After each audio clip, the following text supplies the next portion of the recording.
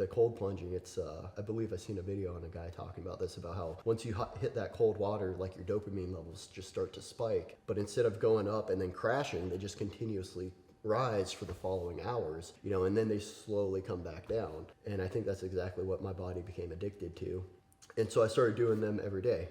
And, you know, every day winter would keep, you know, advancing, the lake would get colder and colder, you know, the ice would get thicker and thicker, and the air would be, you know, -10 to -20 outside. And, you know, I didn't care how cold it was. I just knew that if I could do it for 3 minutes, my day was done. Like, no matter what that day threw at me, I could accomplish and knock out.